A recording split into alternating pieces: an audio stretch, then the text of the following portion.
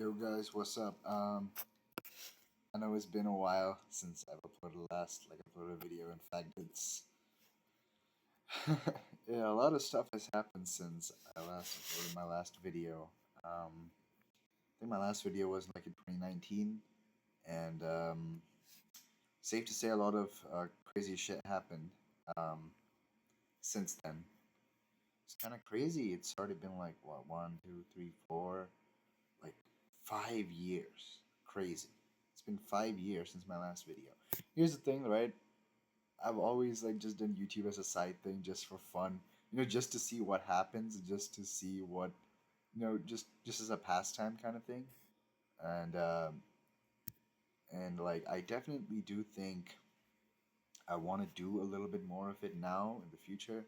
Now I'm like 19. It's kind of crazy. I'm 19 now, but the last video which I uploaded in 2019, dude, I was only 14. Like so many years have passed me, I've become a little bit more mature, older. Of course, I'm still very much young, but I'm, compared to my older self in the old videos, um, just, very childish back then. But obviously, I was a child, so checks out. But I want to talk about this new JPEG Mafia album.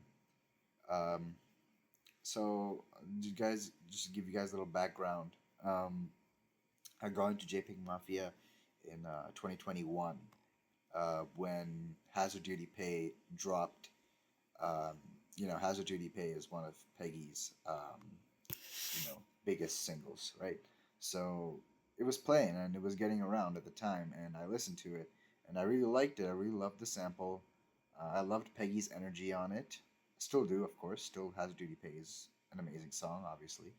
Um, and I was like, damn, I've never heard of this guy before, but it seems like this song is popping off.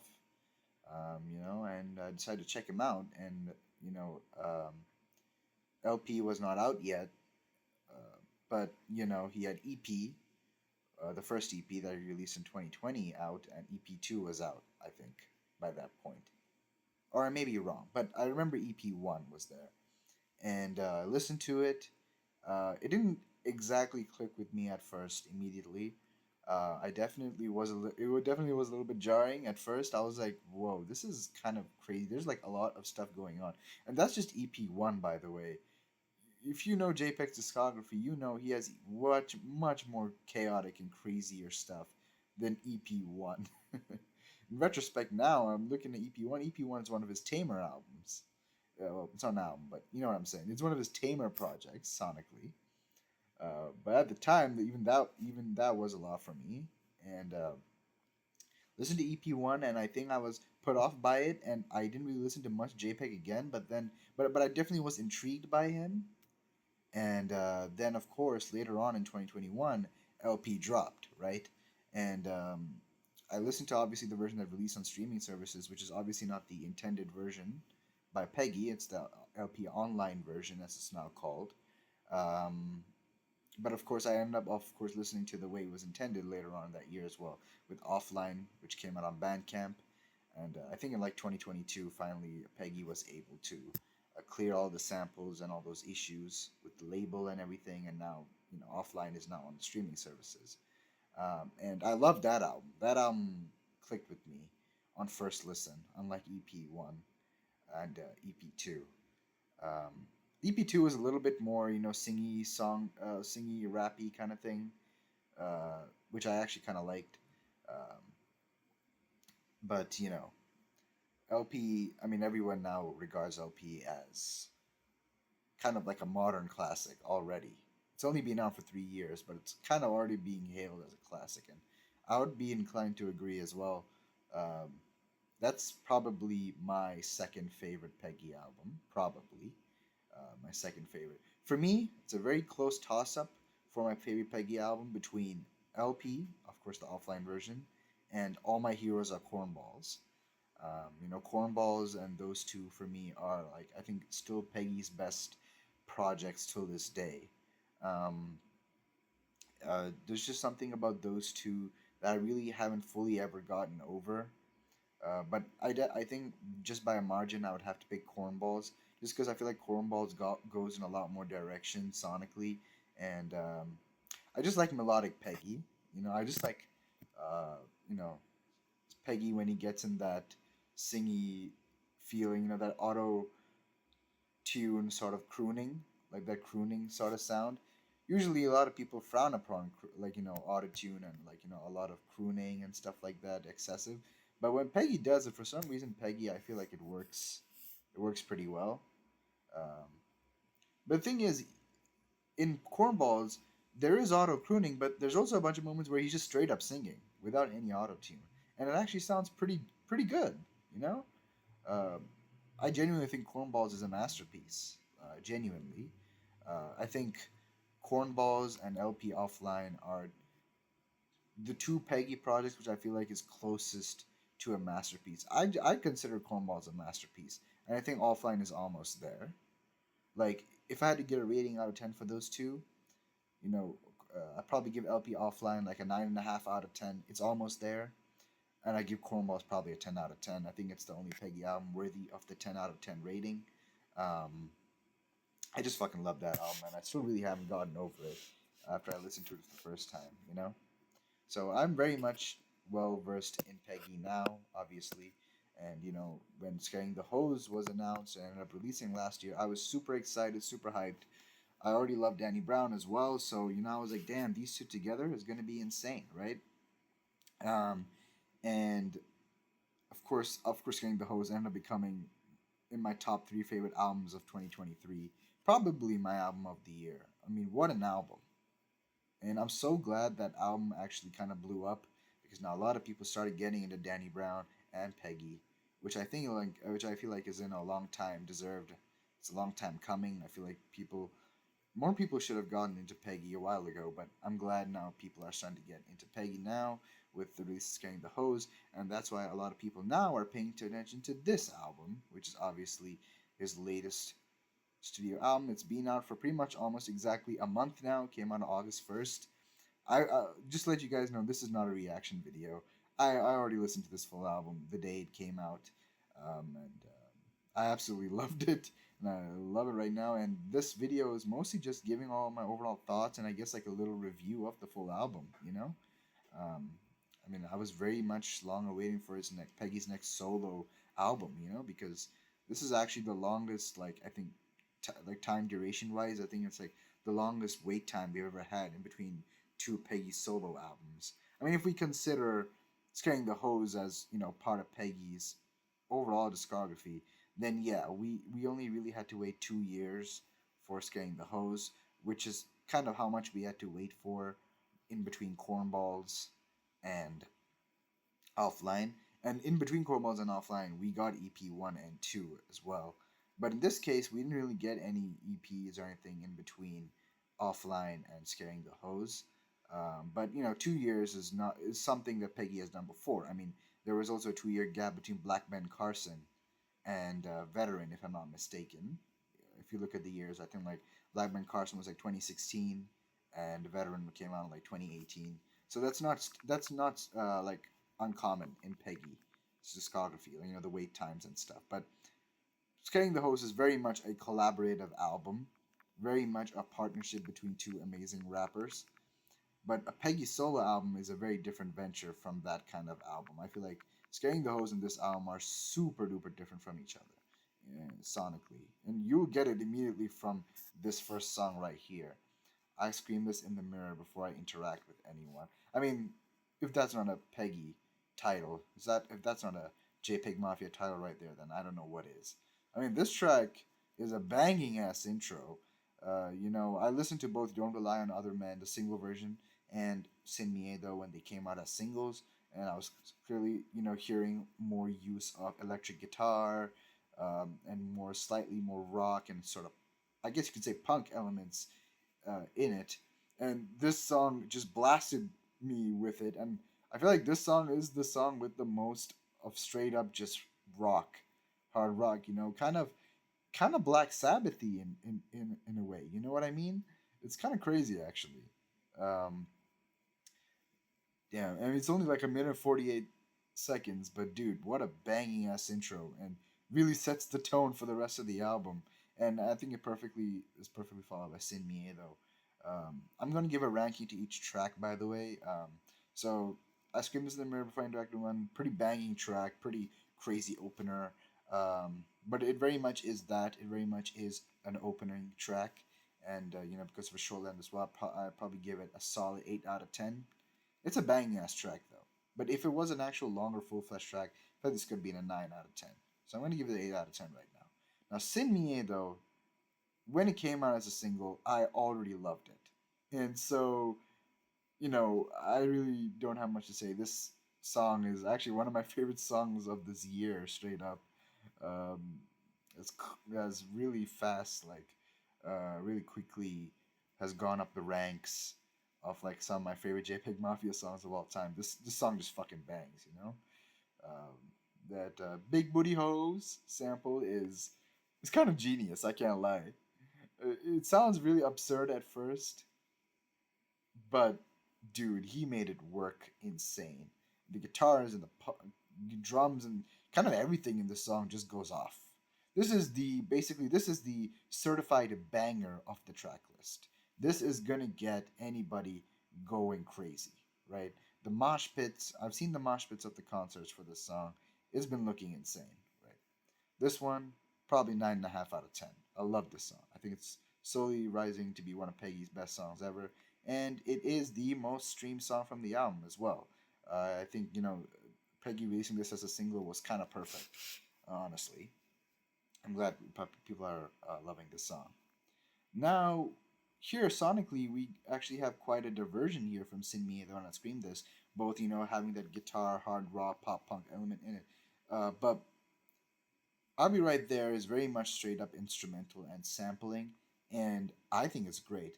Another highlight I feel like this track has are the strings. And this is the first time the strings are introduced in this album. And if you guys have, of course, listened to the album, you know how important the strings sections are in this album, especially in the second half of this album, but is introduced in this album and used in a very minimal but very effective way. Really catches my ear. And Peggy has some pretty great lines on here, actually. I think he's like calling out Freddie Gibbs. I know him and Freddie have had some issues and stuff like that. But he has a line. I go Amber Rose with these MAGA raps, which is pretty funny. Or it's probably in this song or it might be another song. I may be wrong.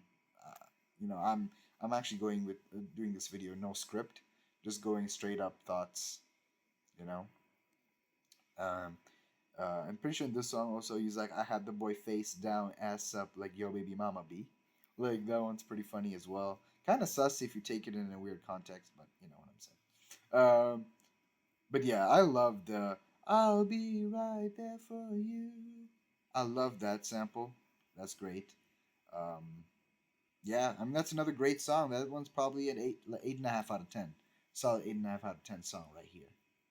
Now this song right here, it's dark and hell is hot. When I first heard this song for the first time, when I was listening to this album for the first time, I didn't really know what to think of this song because it was so out of left field from the three previous songs that came before, and really out of left field just in general. Like even for Peggy Sanders, it just felt very out of left field. You know, him, of course, I think produced this with, if I'm not mistaken, DJ Rami Maris. Is that the let's see the credits here. Um, DJ Ramimes. Okay, DJ Ramimes. Yeah. Brazilian funk producer, and I was not expecting it. I was not expecting it at all. But now, after listening to so many times, this song fucking slaps. This song kind of goes crazy. I can't lie to you. Um, I do think that it is overall, in the grand scheme of the album, one of the weaker tracks from this album, but you'll come to see that the quote unquote weakest track from this album is still really amazing. So probably give this one, as Dark and Hell is Hot, a 7.5 out of 10. Solid 7.5 out of 10. It has the potential to creep up to an 8, I feel like. Next up, New Black History. Really excited for this song when I saw it in the track list. Obviously Vince Staples coming through. Um, and he delivered a great verse on this. You know, he had that sort of nonchalant but very nuanced, like very swaggy sort of flow on it. And yeah, he just rode that beat really well.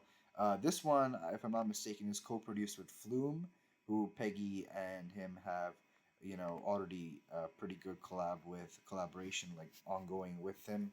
He likes to collaborate with him pretty often. Um, you know, obviously Flume, amazing electronic producer, really showed his electronicness on this album and the song, especially, of course, the last few seconds of the song. What a banging instrumental from Flume! But damn, it was only a little like little ass snippet. Like, bro, they're literally edging us. Like, I was edging when I heard that beat, bro. Like, why? Man, I wish that was a full song. Anyways, um, and then Peggy's verse is great. This is, of course, he has his lines against Drake on this one. Um, he also has it on It's Dark and Hell is Hot as well. I forgot to mention. It's Dark and Hell is Hot is like, if I show you Drake, I ain't playing with kids. In It's Dark and Hell is Hot. It comes out of nowhere, but it really catches you off guard. You didn't expecting him to say that. But I mean, if you're a longtime Peggy fan, you know that he hates Drake. He has always hated Drake from 2016. I guess he just hates his guts, and I guess he just hates what he stands for.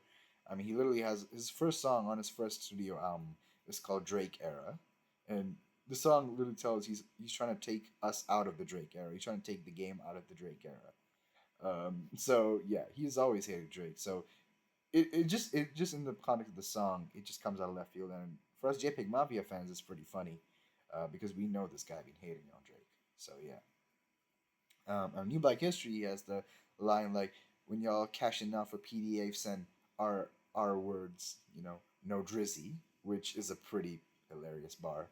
And the bar before that as well is like, "Cause I'm in that mode. I got that Jonathan Major paper like that," and I think he probably like the way he says it on the track is just hilarious. It's fucking hilarious. When I come around, better stare at the floor. Yeah. Great verse on that. Overall, this is a really solid song. Solid 8 out of 10 song right here. Solid 8 out of 10. Now, here's a song that is different from its single version. Um, I was watching a lot of YouTube videos, like people reacting to this album, and there are a few people that they obviously they assumed that Don't Rely on Other Men is obviously the same one as the single version, which is totally fair. It's totally fair, and I totally get that. But of course we know that this is actually a unique version for this album. This is the album version, which is a little bit more shorter and has a different ending. And I feel like it also has a more cleaner mix that I think is better than the single version. Um, I love the ending of both versions almost equally. I love the string and really elevated, I don't know, I guess I'd say epicness, the grandiose feeling of this ending of this album version. But I also equally love the raw guitar solo and extended instrumental outro of the single version. I love both of these versions equally. But I actually think very much in the context of this album that this is the superior version for in the context of the album, especially with the strings, which will be more prominent in play sooner in the album. And yeah, this is just a heavenly song. I already loved the song from the start, you know. So yeah, but this version elevates it. I feel into such a grandiose thing, especially the ending. So yeah, this one's another 9.5 out of 10. Don't Rely on Other Men. This album version is incredible. Yeah, amazing, amazing. Then next up, Vulgar Display of Power. This is very much bringing back the rock elements. Very catchy chorus, very catchy hook. I bring the pain, I bring the pain. Like, it is pretty fucking catchy. I can't lie to you. Yeah, this is just a pretty bang song. And I'm sure at concerts it goes pretty hard. So this one's I think it's a solid 7.5 out of 10 as well for me. This one's solid 7.5 out of 10. Now here comes the first of the longer runtime tracks on this album. This I'm gonna straight up tell you right now. This is one of my favorites from the album, um, Exmilitary. I mean, this song feels like a journey, and this song feels like a journey, but it doesn't feel like it's 5 minutes long. It doesn't feel like a 5 minute track, but it really is 5 minutes, and it takes very much advantage. It takes advantage of its longer runtime. It doesn't have a longer runtime for no reason. It's a reason why it's a long song. It is made in that way, you know. And Peggy really raps. I think this is one of the better rapping performances on the full album on this song. And the instrumental, of course, that Wu Tang sample, like Wu Tang sampled another song, and it's clear that Peggy is taking from Wu Tang, um, and it's amazing. Yeah, this is just an amazing song. This one's a 9.5 out of 10. Exmilitary 9.5 out of 10. Um, Fucking amazing song. Shame Death Grips is not actually on it. Um, as Peggy said, probably was just a troll or a joke, but it is what it is. Now, Jihad Joe, this is the only song on the album that is kind of a miss for me, and even after one whole month of listening, still hasn't clicked with me, and I don't think it will click with me. I don't think um, I will really click. I mean, the song's a pretty banging song, don't get me wrong, but for some reason, it just didn't click with me like the others. And this is very common for me in a lot of JPEG Mafia albums. I love most of the album. There's always will be that one or two songs that I just can't fuck with. I just can't click with for some reason, and I can't explain why. And this is one of those songs for me. Unfortunately, this one's probably getting a 6 out of 10 for me. It's still a good song. I mean, six is still overall a positive song, but just compared to the rest, I think this is the weakest song on the album for me. It's the weakest link on this album. Next up, we got JPEG Ultra. I mean, Zell and Peggy have always, have always fucked with each other and have always collabed on different shit. Obviously, Peggy and Zell started, Taboo on the song Vengeance, which is a fucking banger, um, and great music video, by the way. And Of course, then Zell hopped on the Bald remix, which is good, but I don't think Zell exactly really fit amazingly on that track. He came in with quite a good energy, but I just don't think it really fit the track for some reason. I don't know. It's still pretty good though. But glad to see that we finally have collabed again, and this one is an absolute hit. This one is another one of my favorites from the album. In fact, let me just say this stretch of 5 songs of this album, some of the best songs. Like this is some of the best run of songs Peggy has ever put out. Straight up, straight up. This song's like another one of the longer tracks, split into 2 parts. Uh, Zell came with a pretty awesome verse, came in with a great energy, came in with many great bars. I mean, it's Denzel Curry. He's amazing, right? I don't know what else to say. He came in with a great performance. And Peggy also came in with a pretty solid verse. Nothing too crazy lyrics wise on that first half of the song, but it was more about his energy. And of course, I love you know, the gloating and the talking and all that stuff, the interludes, I guess you could say, in between verses from both Zell and Peggy. Peggy's one's pretty funny as well, especially, making grown men emotional since 2008 at least, which is fucking hilarious. The second half of the song is actually kind of the star of the show for me.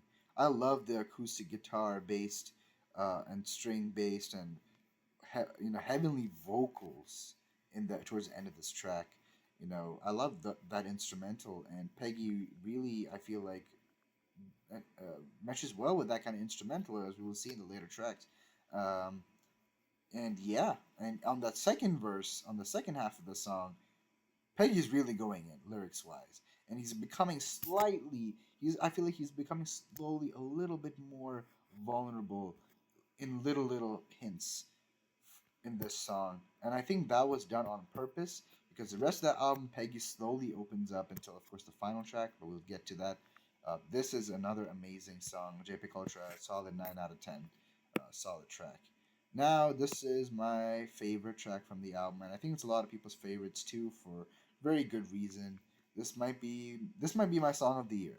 This might be my song of the year, guys. Either on or off the drugs.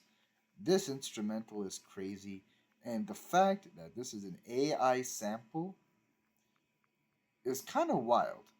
It's an AI sample from like a song, AI song based on a future song. The future song, Turn Off the Lights, right? And I found the original video of the AI song, and it was only released a few months ago. It was very recent. Damn, like Peggy out here really scouting out for shit and really sampling shit as recent as this year, just a few months ago, in fact. He didn't make the AI itself, of course. He didn't make the AI track itself, but he sampled it, and Peggy just did a masterful job sampling this shit. And Peggy, I feel like raps amazingly well on this instrumental. This one is, I feel like, the only 10 out of 10 song for me on here. The only song I'm willing to give perfect 10 out of 10 score. I literally can't think of anything wrong from this song. The only thing I can think of wrong of the song is that I wish it was a little bit more longer. But when you finish a song and the song kind of leaves you wanting more in a good way, that's how you know the song has done an amazing job. And I hope we get more of this kind of Peg in the future. This is a 10 out of 10 song for me. Now, Loop It and Leave It, great instrumental. I really love the sample. Peggy has a little short verse on it, and I love how the song is literally the title. Like in the song, Peggy literally loops the sample, spits one short verse on it, and then just leaves it, and the instrumental plays. And yeah, he basically loops it and leaves it. He loops it and leaves it, and that's a very common phrase that Peggy uses a lot in a lot of his songs. You can't just loop it and leave it. He uses it in a lot of songs, and here he actually looped it and leaved it, which is pretty awesome. And the strings that come in towards the end of the song, heavenly ass strings, crazy ass strings. So solid 8 out of 10 song right there. Um, Second last track, Don't Put Anything on the Bible. I first, of course, listened to this track when the trailer dropped, and the trailer was pretty beautifully shot, and the song elevated it as well. And so this song already had like a mental image in my mind. At least the first half of this song had already had the mental image of the trailer playing in my mind, and I feel like the trailer actually elevated the first half of the song for me. And Buzzy Lee did a fantastic job. I mean, Buzzy Lee and JPEG Mafia always been fun with each other, and they always been collaborating. I mean, she's on, of course, Dot's Freestyle from Cornballs, which is a great song. Um, Heavenly ass vocals on here. Yeah, amazing vocals, amazing first half. The second half is also amazing, and Peggy's getting even more and more vulnerable on this. And yeah, I feel like this is the first time Peggy is really digging into his vulnerable side, and I feel like from JPEG Ultra all the way till the end, I recovered from this. I feel like JPEG Mafia purposely made it so that he's slowly opening up about his personal life, his personal struggles, especially when it comes to relationships and friendships and loneliness and stuff like that. And that finally comes to a head on I Recovered from This. I think Don't Put Anything in the Bible is an amazing song as well. Uh, Solid 8.5 out of 10 song right here. Then we have I Recovered from This. Uh, Incredible track, lyrics wise and just content wise. The first time Peggy has actually fully, completely opened himself up to the world in his personal life, and it's pretty beautiful. In fact, the first time I listened to this song, the first reaction of this album uh, by myself, I did shed a tear. I did. Uh, the instrumental of the Janet Jackson sample of the "Funny How Time Flies When You're Having Fun, Please Stay," like, is amazing. It's the way he loops it, and the way he pitched it up in the actual parts where he starts rapping, that makes the song so emotional, alongside with the acoustic guitar, and it's amazing. I think it's one of Peggy's best closing tracks he's ever made for any of his albums. Um, yeah, this is 9 out of 10 album. 9 out of 10. No, 9 out of 10 album. Sorry, my bad. I meant this is 9 out of 10 song right here.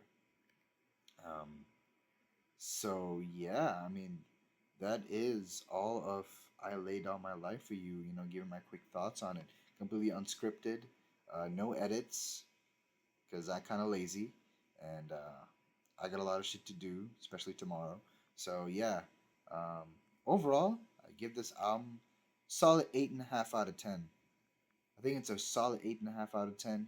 I feel like this album has a very slight potential towards maybe by the end of the year to maybe crawl up to a 9 out of 10, but I'm feeling that's a bit unsure because I do feel like this album does have a few weak links, like, a Jihad Joe or a Vulgar Display of Power or It's Dark and Hell is Hot. But when your weakest links are still like a 6 and a 7.5 out of 10, that means overall your album is pretty amazing, right? So overall, an 8.5 out of 10, solid 8.5 on this album. Um, really happy. Very much was worth the wait from Peggy, and you can tell Peggy really put a lot of effort into this album, and it really shows. So hope you guys enjoyed. I will put my top three favorite tracks and top three least favorite tracks um, in the description and stuff like that, and you know, I know I don't have that many subs or views or anything like that because that was never really my aim. But if you guys do end up seeing this video, um, comment below if you guys want me to do like mini reviews for all the other JPEG Mafia albums or any other albums really that you guys want me to do a reaction, possibly maybe to albums that I've not listened to, um, or just reviews of albums that I've already done, already I've listened to, by myself.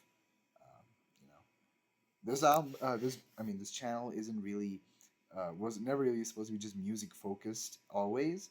I always had a blend of gaming and music and stuff like that and anime stuff. But nowadays, I've been very much engrossed into music a lot more. This summer has been an incredible summer for music. Let me just get it out of the way. This year, especially this summer, has been an incredible year. For pop music and just music in general, to be honest, and great year for hip hop as well. So yeah. So let me go, guys know what you want, and let me know, what you guys think of the video, and if you like the way I formatted this video, or or should I actually use a script, or should I actually make a script? Um, because I might have it might have felt like I was yapping maybe a bit too much in this video. Then let you guys know in the comments. Let me know in the comments. If I should do it scripted or not, and if I should I add a more visual element to my videos, like music videos and stuff like that, and cut into different clips and stuff like that, just to make it more visually engaging. So yeah, hope you guys enjoyed this video. Love JPEG Mafia. Looking forward to what he has next. I bought the "I Lay Down My Life for You" vinyl as well from the merch store. Should be coming in 2 to 3 months, I think. Uh, yeah, I'm excited to get it. Decided to play it. It was the premium vinyl as well, so it's gonna come with like a poster or something like that, and it's stencils and stuff, and bonus tracks, which I'm looking forward to. Really looking forward to those bonus tracks. So yeah, shout out JPEG Mafia. Glad to see you guys again. Hopefully y'all comment below. Just pop out and say hi. So yeah, see you guys later.